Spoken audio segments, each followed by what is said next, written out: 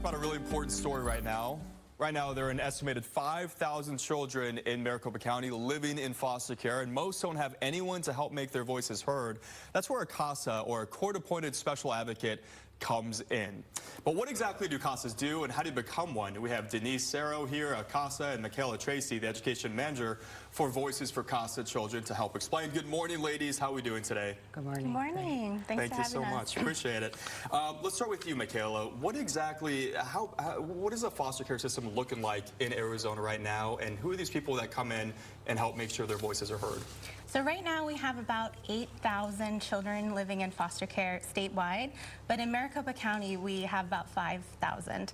And most of those, like you said, don't have a CASA volunteer. So a CASA, as you said, a court-appointed special advocate is a trained volunteer within the community who is appointed by a judge to advocate for the best interests of a child or children living in foster care. Wow. And what does the volunteer situation look like on your guys' end? How difficult is that to attract people to do something like this? Well, I think it's not very well known. Many people don't know about it. So if they think about foster care, they think either becoming a foster parent or, other avenues. But this is a great way for anyone to get involved. And Denise, you're a CASA. How long have you been doing it for, and what's your experience been like?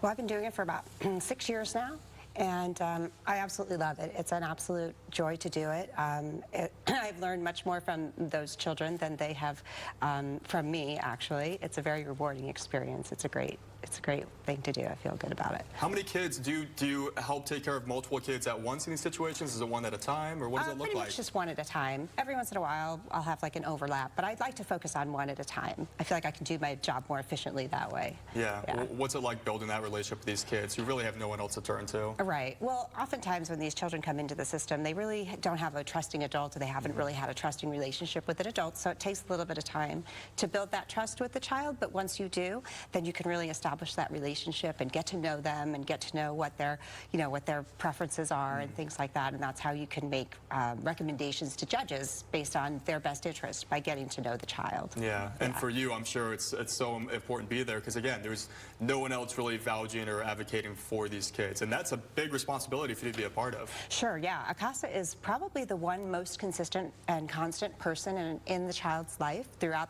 their case, because a lot of things change. Where they're living changes, their schools change, their case managers sometimes change. So as a CASA, you're the one consistent that kind of shows up for everything and is there for them the whole time. Yeah, and Michaela, I think people will be surprised to learn that this is a lot of a volunteer basis, that people have to step in, fill those gaps where they're needed. Yeah, and it really is only 10 to 15 hours a month of their time. And when they become a CASA, you initially get 30 hours of training, and then from there, there's ongoing training and support throughout the duration of the case. And it sounds like it might be good for someone who might think like, hey, what are some ways I can get involved? Maybe I'm not ready to become a foster parent, but this is another way. Exactly, yeah. You don't have to have any specific profession or any background. Anyone can do it. So we have CASA volunteers from all walks of life. And just a website or somewhere people can get involved in if they want to go sign up or learn more? You can check out voicesforcasachildren.org and go to the events page, and we have info sessions both in person and online, so you can learn a little bit more about what it looks like. We'll have that information on azfamily.com. Denise, I'll leave you with the last word. Any advice to people this holiday season? Think about giving back in a different way. Absolutely. If you are thinking in any way that you want to do something that's really going to change a child's life, become a CASA, become a court-appointed special advocate for you can advocate for a child and be their voice. Ladies, thank you so much for being in here today, and thank you for all you do. All right, thank you. Thanks.